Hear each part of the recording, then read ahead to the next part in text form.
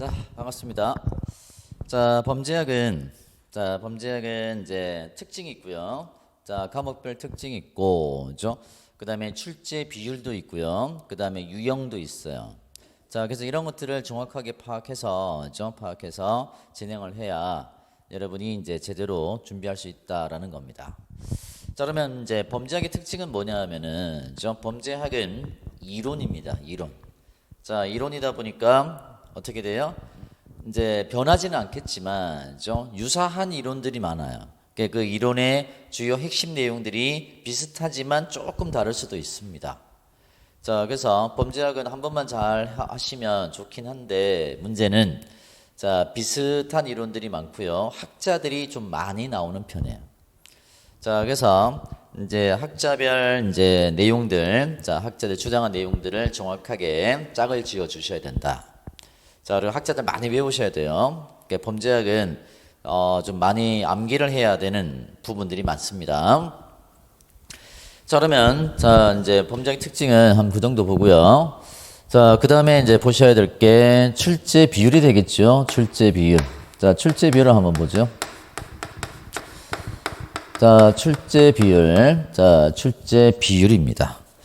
자, 그러면 어떻게가 이제 많이 나오고 어떻게 적게 나오냐라는 거죠. 출제 비율. 자, 그러면 우리가 이제 목차별로 봤을 때 범죄학의 일반이 있어요. 범죄학의 일반. 자, 범죄학의 일반이 있고요. 일반. 범죄란 뭐냐?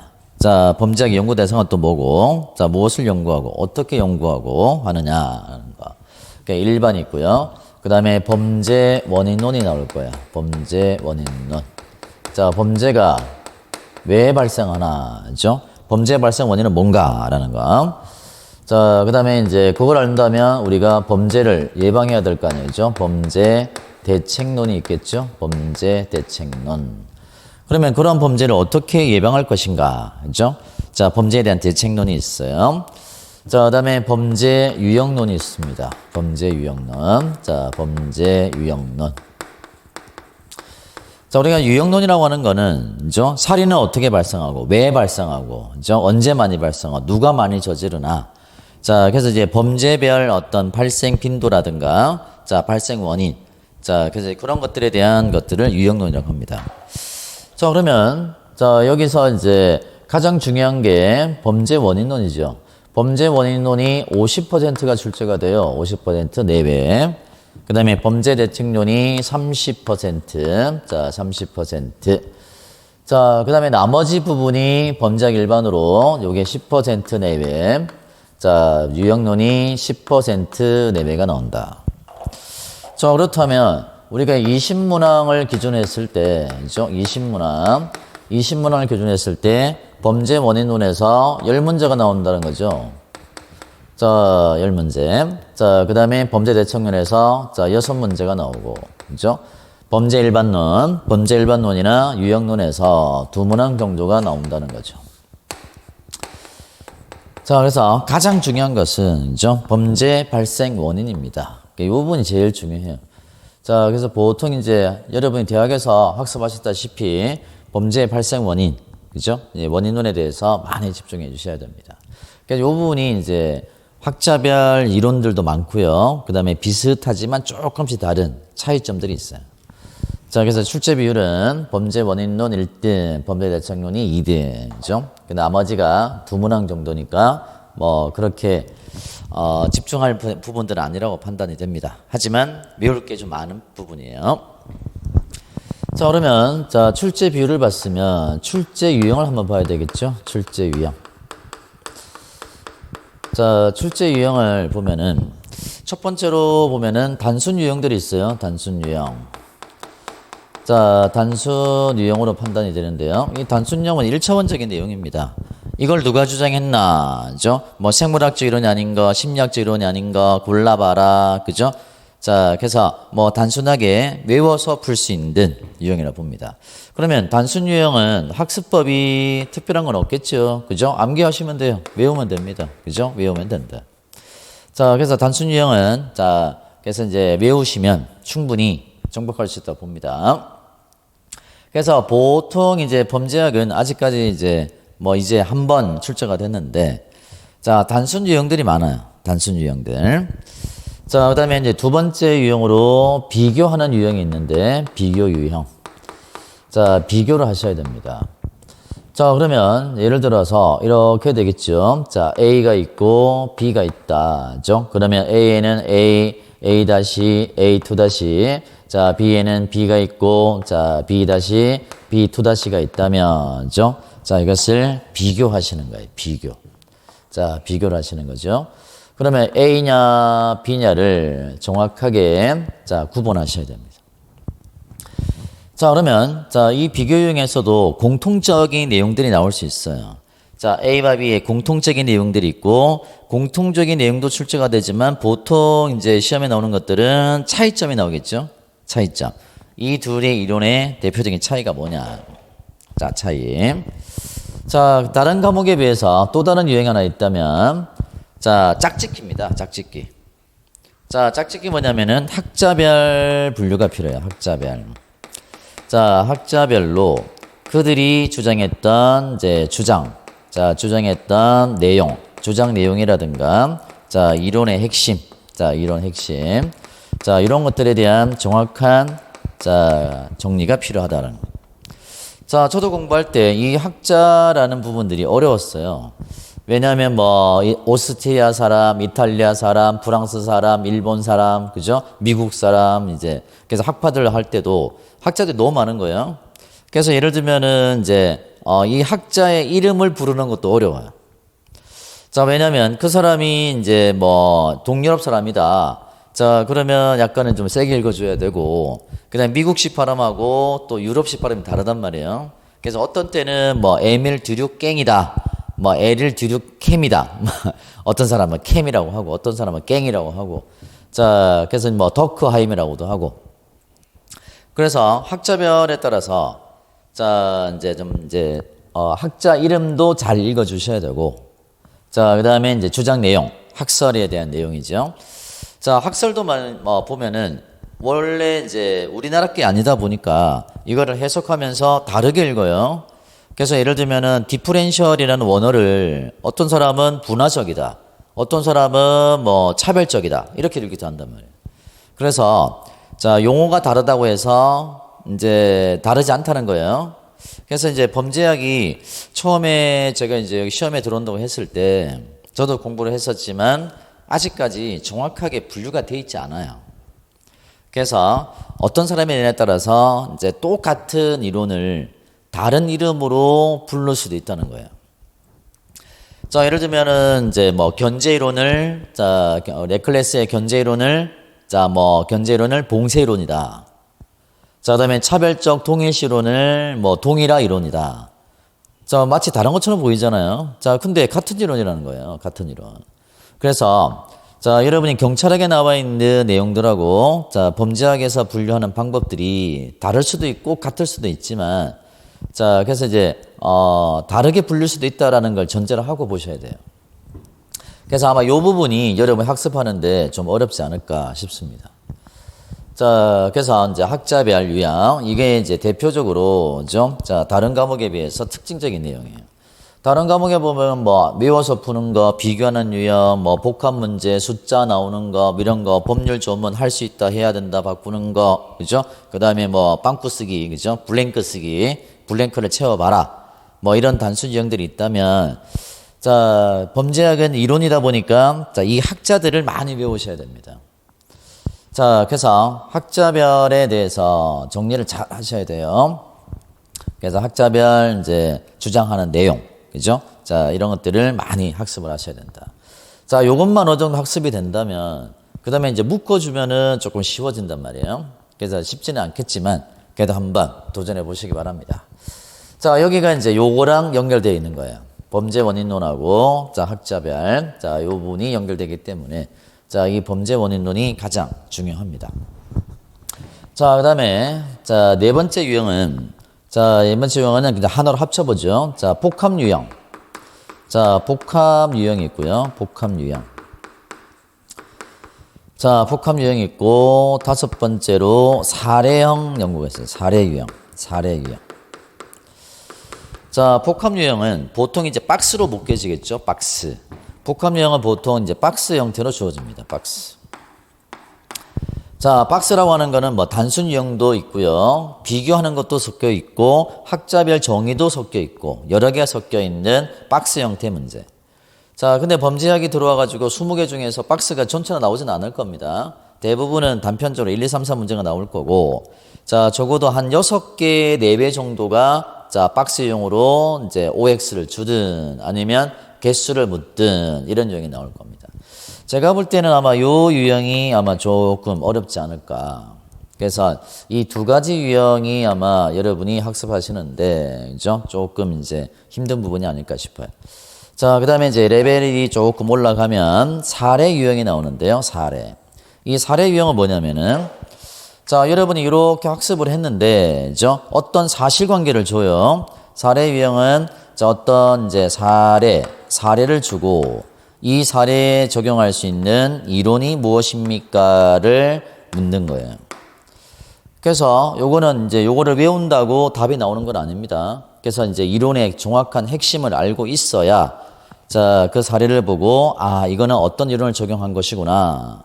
뭐 대표적으로 보면은 조금 레벨을 더 올렸을 때 중학기술이론에서 자, 만약에 범죄자가 어떤 주장을 해요. 어떤 주장을 했을 때 이거는 중학기술 중에 무엇입니까? 라는 거예요. 어디에 들어갑니까? 아니, 내가 도둑질한 거는 남편이 돈을 벌어지 못하기 때문이다. 자, 이게 뭐냐? 중학기술 중에. 그래서 이제 분명히 내용을 알고 있단 말이에요. 내용을 알고 있는데 이 사례에 적용을 해야 되거든요. 자, 최근에 이제 경찰학에서도 보면은 이 사례 유형이 많이 나왔어요. 그러니까 지난번에 이제 유형 변화가 심했단 말이에요. 경찰학은. 옛날에는 조문만 딱딱 기억하면 답이 딱딱 나왔죠. 그래서 이제 뭐 숫자 많이 외우고 조문 많이 보고 가면은 기출문제만 봐도 80 몇 점 나왔었는데 문제는 이게 조문대로 안 나온다는 거야. 그래서 학생들이 유형 변화가 급격하게 변하다 보니까 학생들이 시험 보고 나서 하는 말이 다른 과목인 줄 알았대요. 자, 그래서 다시 말하면 이 사례 유형이 많이 나왔다는 거예요. 자, 그래서 요즘에는 단순하게 외워서 푸는 유형은 많지 않습니다. 근데 아직까지 범죄학은 여기에 머물러 있어요. 자, 아직까지 유형 변화가 그렇게 심하지 않을 겁니다. 그리고 경찰학에 비해서 난이도가 그렇게 높지 않을 거예요. 자, 경찰학은 지금 이제 최대한 레벨을 끌어올리고 있단 말이에요. 최대한. 자, 그래서 그리고 이제 출제 유형이 여러 가지가 있는데 일단은 이론이다 보니까 이론은 변화가 없어요. 경찰학은 많은 변화가 있죠. 많은 변화가 있죠. 지금 열심히 공부했는데 결정이 돼버리고 법이 바뀌어버리니까, 그죠? 뭐 그런 특징이 있다면 범죄학은 변하지 않는다. 그럼 한 번만 제대로 해도 쭉 할 수 있다는 거죠. 자, 그리고 이제 공채와 특채 사이에서 차이는 뭐냐면은 자, 공채에서는 뭘 봐요? 헌법이라는 걸 봅니다. 헌법은 원래 당락을 잡아가기 위해서 만든 과목이 아닙니다. 그래서 인권교육을 위해서 하는 건데 그럼 헌법이 다른 과목에 비해서 쉽잖아요. 그래서 그 수준 정도, 헌법 수준 정도 범죄학이 출제가 될 거다라는 거예요. 그래서 범죄학은 충분히 맞추시고 가셔야 된다. 그러면 이제 범죄학을 최소 90점 이상을 맞아주셔야 되고 자, 이 정도 맞은 상태에서 뭐 형사법이나 경찰학에서 점수를 자, 더 확보를 해야 합격할 수 있을 거예요. 남들 다 이제 90점 맞는 과목을 내가 60점 맞고 자, 남들 다 어려워하는 과목은 나도 어렵고 그러면 이제 좋은 결과 나오진 않겠죠. 그러니까 좋은 결과 만들려면 쉬운 과목을 충분히 학습을 해서 점수를 충분히 취득을 하셔야 돼요. 자, 그러면 자, 이런 유형의 변화가 있었다. 이제 유형이 있고요. 그러면 우리가 어떻게 대비할 것인가라는 거죠. 그죠? 자, 대비를 어떻게 할 거냐. 자, 대비 전략이 되겠습니다. 자, 그러면 우리가 범죄를 어떻게 학습을 할 것이고 어떻게 대비할 것인가의 문제죠. 자, 문제가 이렇게 나온다면 이렇게 나오고 그렇다면은 여기에 제일 많이 집중해야 될 거예요. 그죠? 자, 근데 이런 것들을 대비하기 위해서 우리가 이제 순환을 만들었어요. 그죠? 1순환. 자, 1순환 있고 2순환. 자, 2순환. 자, 그 다음에 3순환.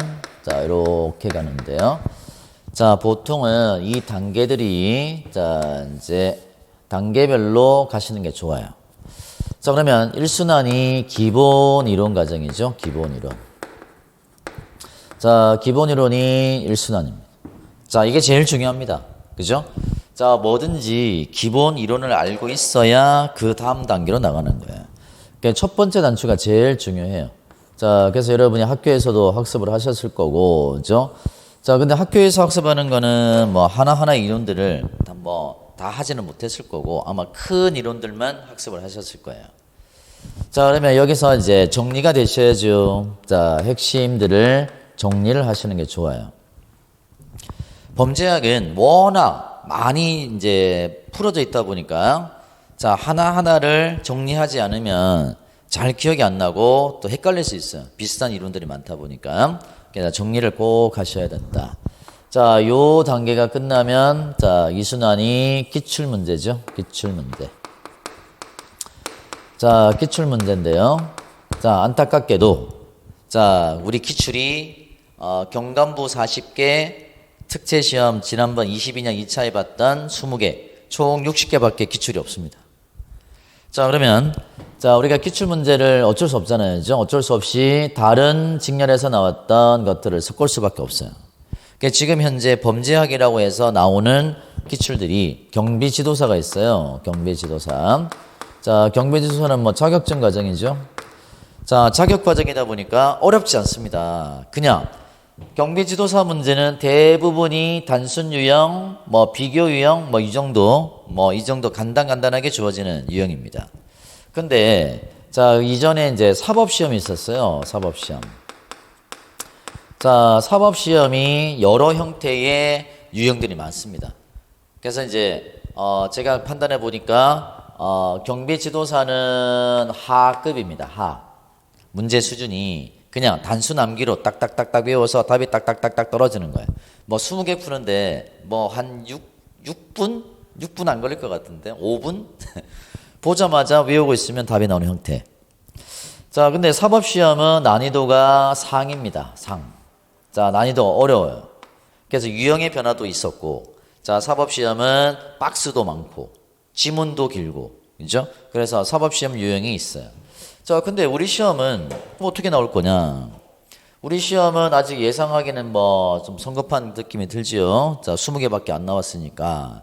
자, 그래서 이제 경간부는 뭐 40개 나왔다고 하지만 그 유형으로 봤을 때 경간부 유형은 너무 어려웠어요. 지난번에.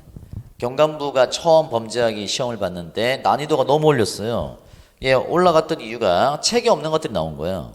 범죄학은 계속 발전해 왔단 말이에요. 자, 아마 교재에 있는 것들은 아마 70년대 이전의 이론들일 겁니다. 그러면 80년대 이후에 새로운 이론들이 나오잖아요. 자, 뭐 페미니즘이라든가 뭐 이런 것들. 자, 그다음에 이제 요즘에 또 나오는 여러 가지 이론들. 자, 2000년대 이후에 나왔던 이론들까지 만약에 신이론들을 포함을 시켜서 묻는다면 그거는 풀기가 어렵습니다. 자, 범죄학은 학문이다 보니까 새로운 이론들이 계속 나와요. 자, 그래서 이제 경간부는 너무 어려웠고, 그 다음에 경행 특채의 문제 20개는 그냥 평이한 문제였다 봅니다. 다시 말하면 이 중간 문제들을 이제 우리가 다루기가 기출로는 어렵다라는 거야. 중간 문제가.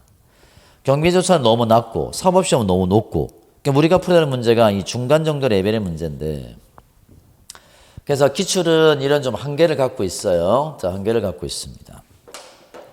그래서 자, 이거를 3순환으로 자, 이제 문제풀이라고 하는 거. 자, 문제풀이 과정을 이제 들고 있는데요. 자, 이 문제풀이 과정이 이제 첫 번째로, 그죠? 자, 핵심 요약. 뭐 핵심 요약. 자, 핵심 요약. 자, 그다음에 전범위. 그죠? 전범위. 자, 전범위. 자, 문제. 이거는 기출이 아닙니다. 자, 전범위 문제. 자, 이게 끝나면 아마 그 다음 과정이 전과목 전범위. 자, 아마 이렇게 학원 쿼리가 만들어졌어요. 전과목 전범위. 자, 그래서 자, 아마 이 문제죠. 이 문제. 자, 이 전범위 문제를 새로 만들어야 되는 상황입니다. 기존의 기출로는 대비할 수 없으니까. 그래서 이 중간 유형을 여기다가 새롭게 만들어서, 그죠? 자, 여러분이 대비할 수 있도록, 자, 전범위 문제를 중간 정도 레벨로 잡아서 문제를 만들어서, 자, 여러분이 학습하는 과정을 거치게 할 겁니다. 자, 그리고 요게 끝나면, 자, 마지막으로 전범위, 이제 전과목 전범위는, 자, 동형이라고 하죠. 실제로 동일한 형태로 시험을 보시는 거죠. 자, 동형 모의고사. 자, 그래서 형사법하고 경찰학하고 범죄학 다 합쳐서, 그죠? 전범위 시험을 보시는 거예요. 전과목 전범위 실전까지 보시는 거죠. 자, 그래서 요 전까지, 자, 학습이 끝이 나야 됩니다. 실제로. 자, 그래서 여기까지 이제 학습을 쭉 해주셔야, 자, 안전하게 합격할 수 있을 겁니다. 불안해하지 마시고. 그래서 요 커리대로 아마 쭉 따라오시면 충분히 커버할 수 있으니까, 그죠? 자, 그래서 이제 뭐 이렇게 대비를 하시면 되겠습니다.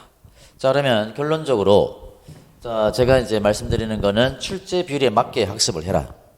그죠? 출제 빈도가 높은 부분을 많이 집중해야 된다. 그죠? 그 다음에 유형에 대비를 하라. 그죠? 자, 그러면 유형의 변화는 뭐 크게 보통 1, 2, 3. 자, 3유형. 좀 어려운 게 뭐 4유형 정도. 자, 마지막까지 간다면 4례형 유형이 나오겠지만 유형 변화에 대해서 대비를 하셔야 된다.